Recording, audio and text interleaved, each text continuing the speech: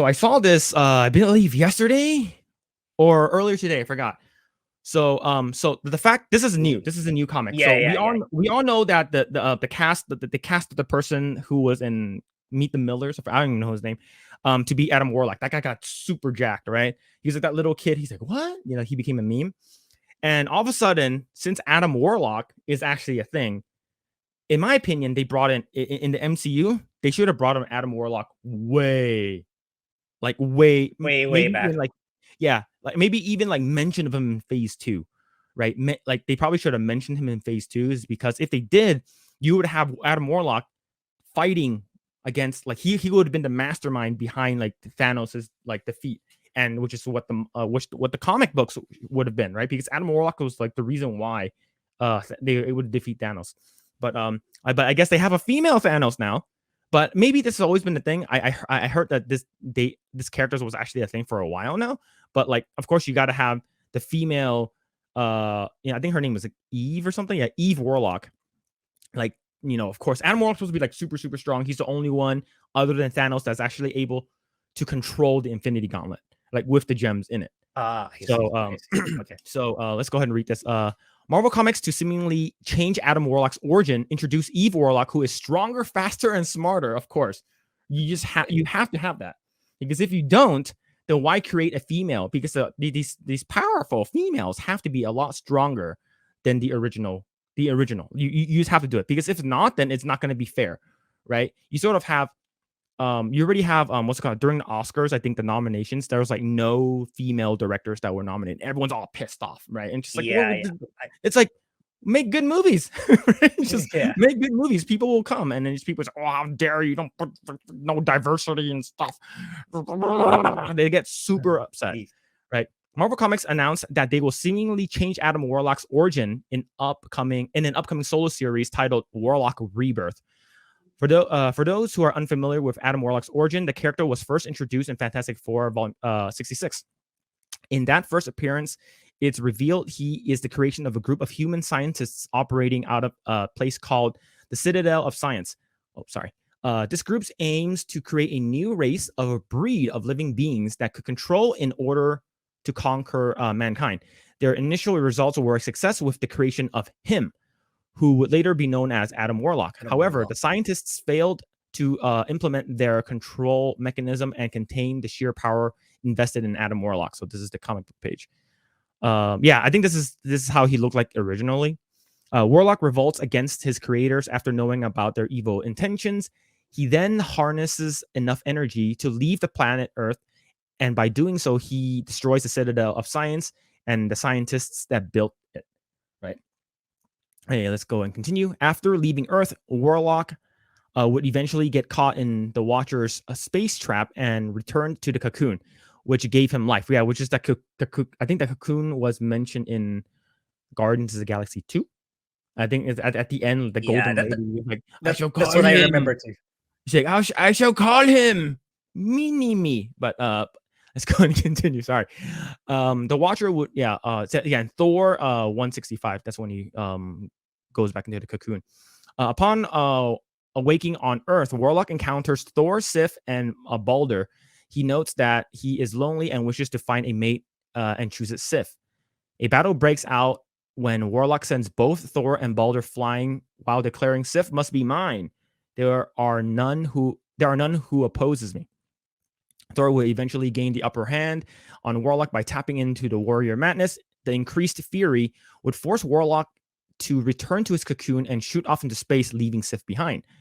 Warlock would drift through space, eventually running into the High Evolutionary.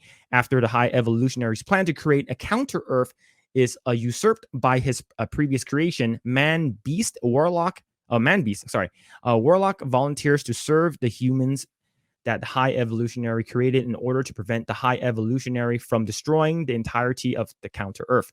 Warlock's choice was made because he saw the goodness in the creation of the High Evolutionary.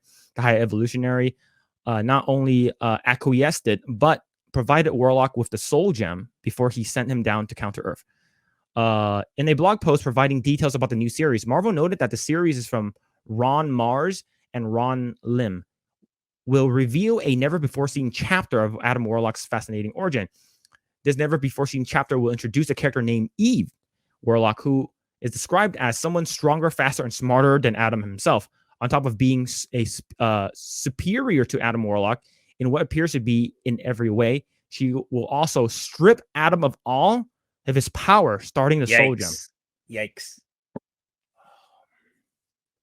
I could go with the counter of right about now. Yeah, literally wishing for a giant comet, right? Yeah. So basically, I'm gonna beat you up. I'm gonna take what makes you strong and powerful, right? And it's sort of like you the way of they're always just have to bash the original to prop the female or the new version of.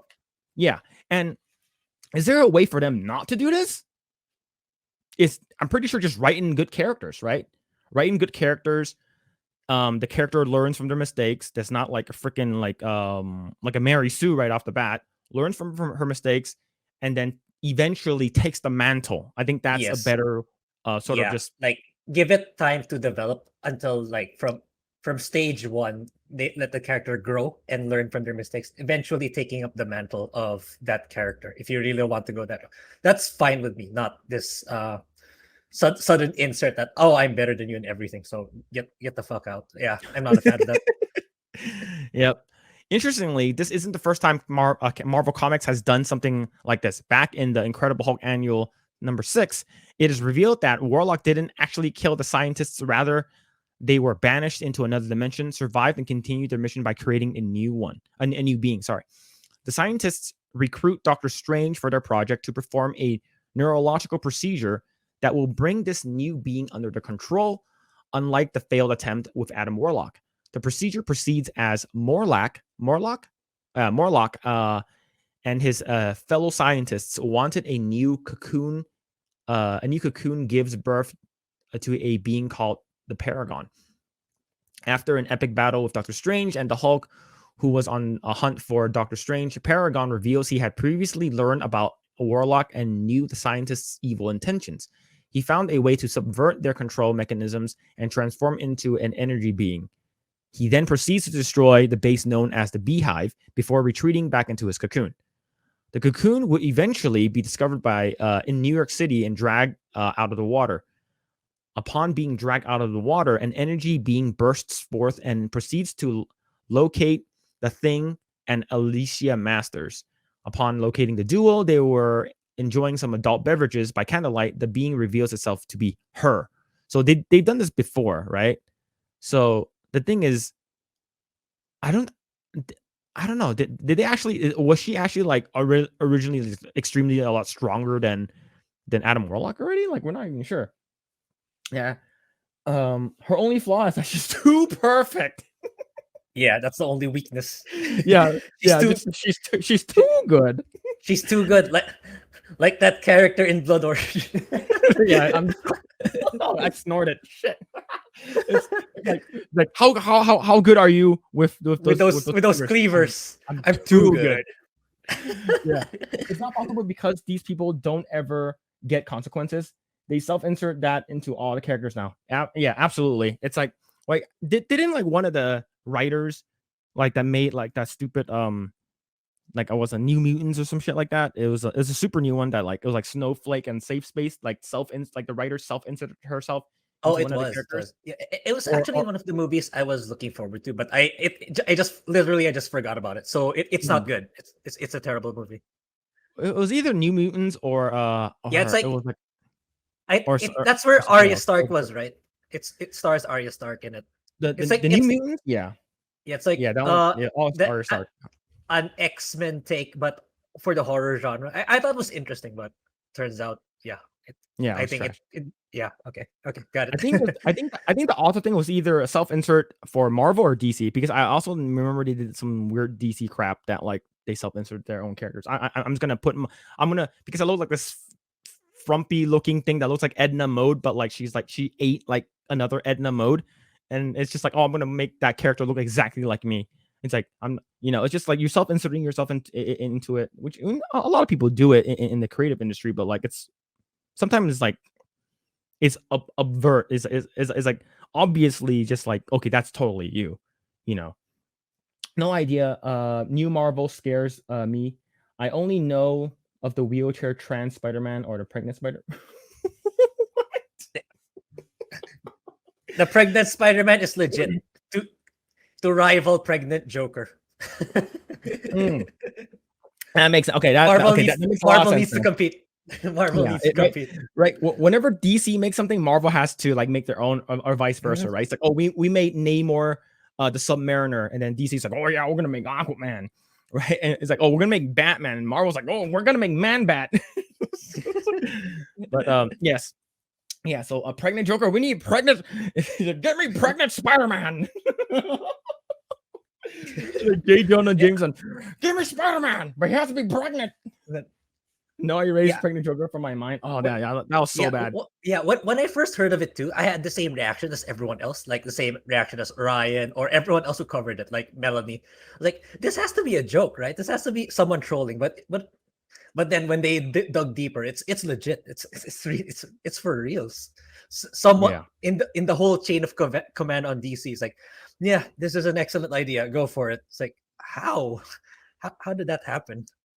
It's yeah, like I don't know. They're like it feels like well nobody's reading comic books now, right? Like like comic book sales has dipped, like everyone's going over to manga and just no one really cares about comic books anymore. So we're just put in anything, whatever, and then maybe like it's sort of like what I mentioned last time, right? This could be shock content. It could be like we're gonna put in this crazy Joker thing, and let's see if let's see if people starts talking about it, right? And then all of a sudden, Joker pregnant start being trending on Twitter. So that means people are talking about it. So it's sort of like, even though it's a bad publicity is still good for them. It's sort of like, oh yeah, we're getting clicks, and it sucks. All right, let's continue. Her then explains that she realized that her purpose is to mate with Adam Warlock in order to create a perfect race. Her also explains the reason for transforming her physical appearance to that end. I have altered my form to this physical counterpart.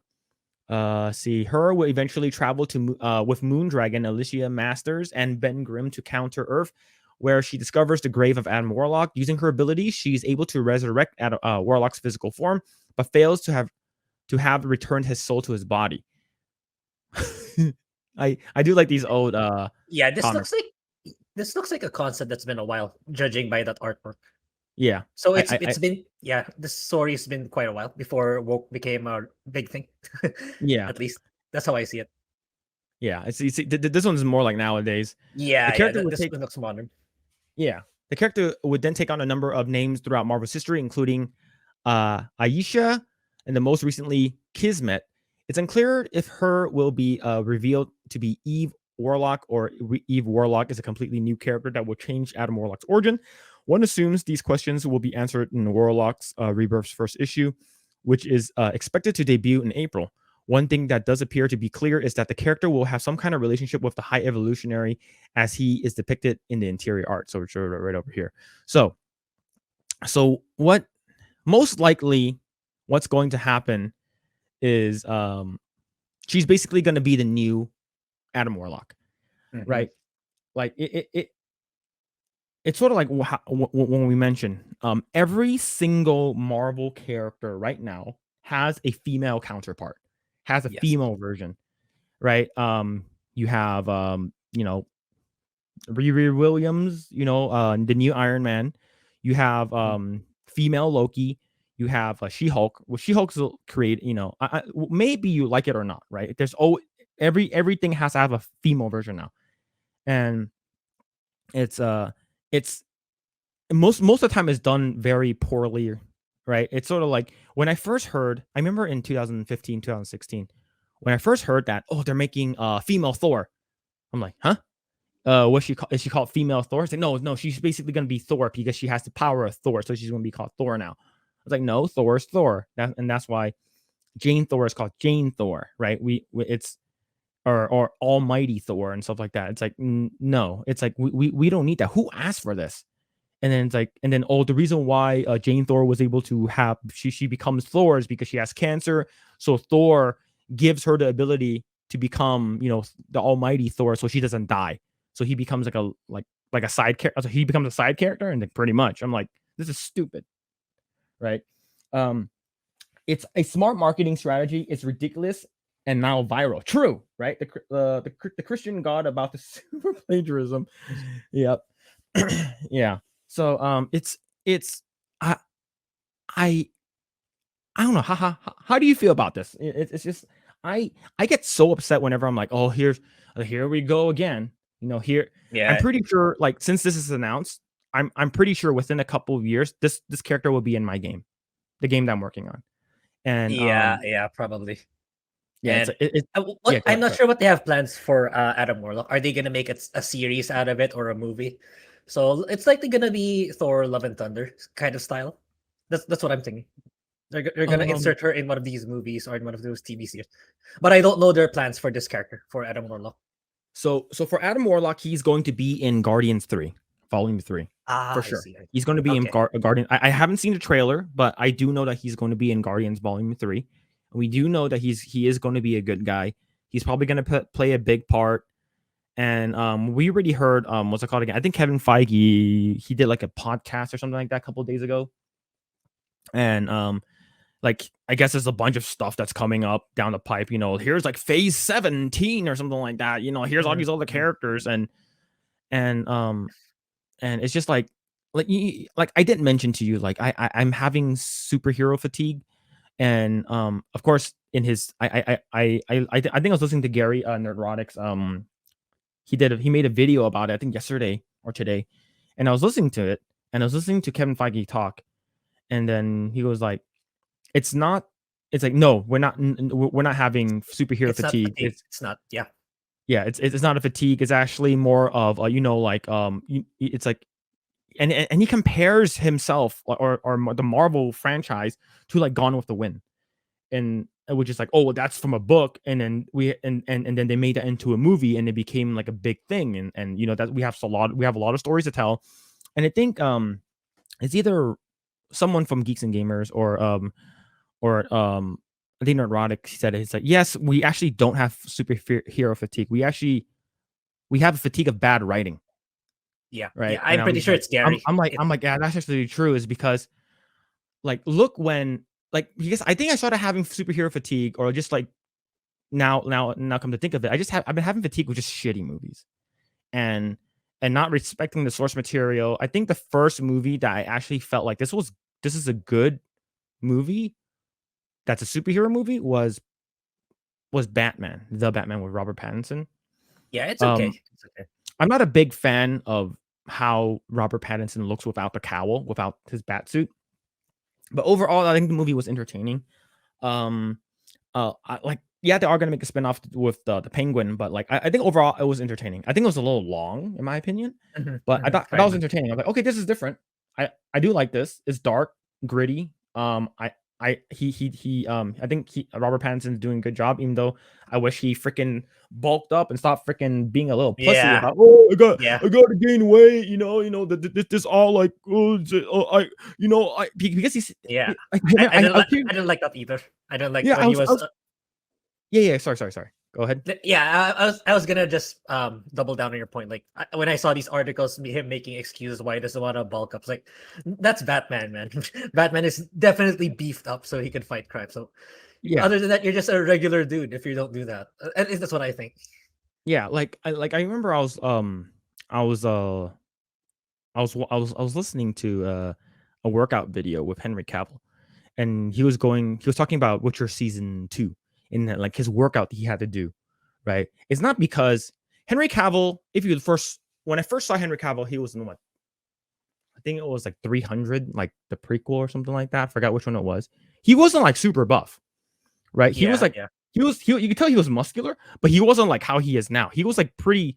It's sort of like how Chris Evans looked like when he played Johnny Storm, right? When he played what's it called again? Human Torch, right? Before He was, bef- yeah, before he Captain was, America. yeah, before he played Captain America. He was actually like, he was muscular, but he wasn't like super Super muscle. buff and yoked, right? And then he was like, okay, well, Captain America is super buff. Superman is super buff. I need to get to that point, right? And the thing is that, um, Robert Pattinson is like what, a year or two older than me. So he's what 36 or something, 36 or something like that, or 37. And he's I think he's like, dude, just work out, just play the part and stuff like that. If you're gonna be cast at the part, like at least try your damnedest to sort of look the part, right? And that's the reason why, like, we're gonna segue to this one. When we heard John Cho was gonna be playing Spike Spiegel in Cowboy Bebop. Cowboy Bebop. Well, the thing is that John Cho, he has like a regular, like, he's like regular body. He's not like ripped. He's not buff. He's just regular looking. And then, but for when he played Spike Spiegel, I did watch the first episode. Yeah, I think he You did. could tell he worked out. Yeah, he worked out. Yeah. Yeah, and like I'm like, cool. He worked out. He looks the part. He's a little old in my opinion, because I think John Cho is like late 40s, maybe mid 40s, and I think Spike is supposed to be in his 30s. But like he worked out. He played the part, and of course you have the person who plays Faye Valentine, who's like, oh, no, I'm not supposed to have, like, I'm sorry, I don't have like double D breasticles, and I'm not, male gaze, and I'm not sorry, I'm not good enough for you and stuff. Like, dude, that's her character. Yeah, exactly. Right?